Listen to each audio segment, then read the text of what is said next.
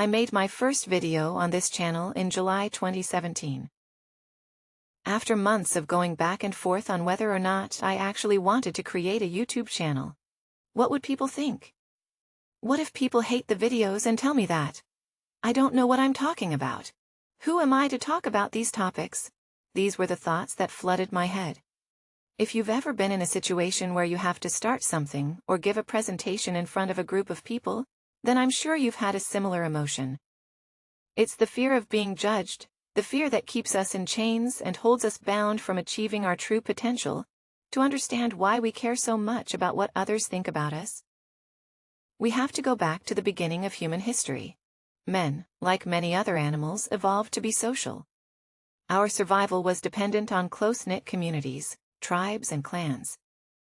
We would hunt together, make shelter and protect one another from predators, should they dare strike.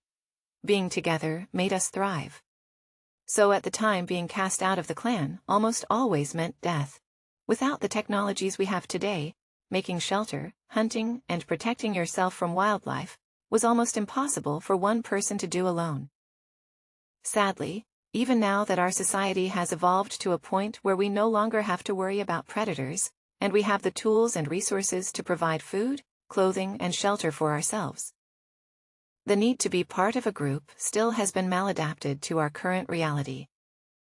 Then we were scared of being left out in the cold today. We're scared of getting cancelled on Twitter because of something we said, or getting insulted for repeating clothes on Instagram, or getting hate comments on your YouTube video of people telling you your voice is becoming redundant and boring. You see, this feeling of being ostracized has worsened woefully because of social media, by creating likes and dislikes we brought to light. This need to feel validated and seen in an instant. You can see just how many people support you, and that number can be addictive.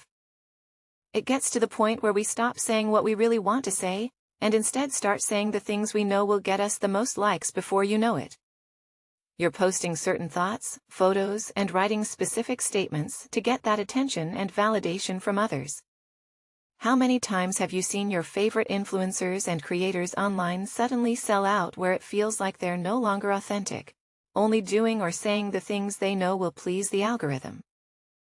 I made a video about Unit 731 and the despicable things the Japanese government did in the Second World War. However, because it was not advertiser-friendly content, according to YouTube, the video didn't perform extremely well, and that's fine. This is the kind of authorization and social conditioning that makes people fall in line and stop saying anything that might offend the people with money. It's like they tell you there's freedom of speech, but only when your microphone is turned off. Growing up, I always felt different. Of course, I had friends and wanted to be part of the social group, but I had questions about the universe that people just didn't like to discuss. Who wants to talk about death and the afterlife on the school playground after all?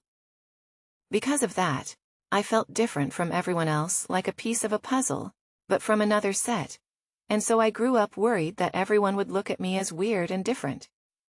So I try my best to hide my existential dread to fit in like everyone else. If you're watching this video right now, there's a high chance that you were also once a kid like me who was so worried about being disliked that you shield the real you, just so you wouldn't be thought of as different, if you're still in that position. Listen, stop caring so much about what other people think, and start living your life authentically.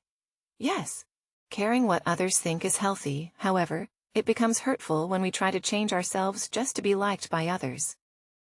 You would enjoy your time on this floating rock far more if you choose to live your authentic self, and if someone rejects you because of it, you'll know that they were never meant for you in the first place.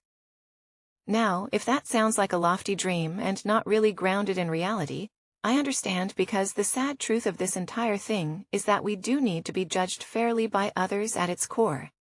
That's what makes our society work.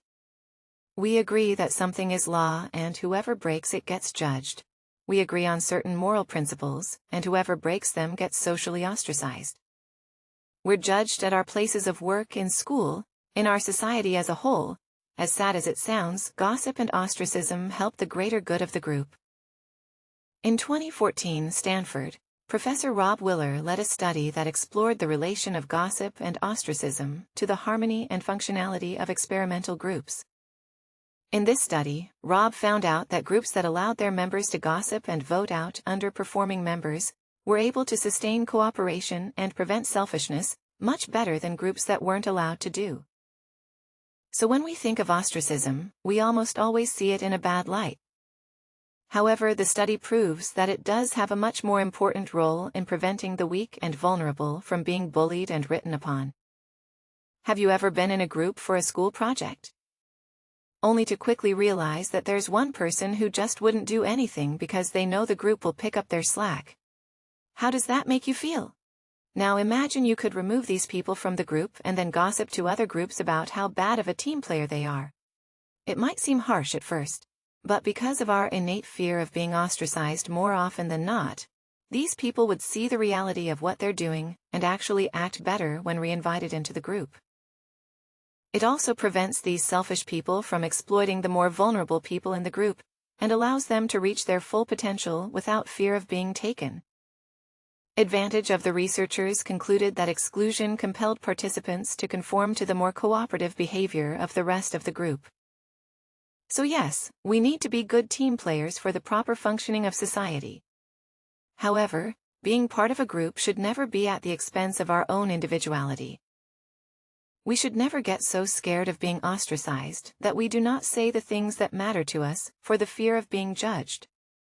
We need to realize that we will get to a point in our lives where we'll begin to assess everything that we've been taught as children. When you start to outgrow old beliefs and walk into new ones, do not be held back by the fear of what everyone who you grew up with would think. Caring about what other people think is necessary for the proper functioning of society.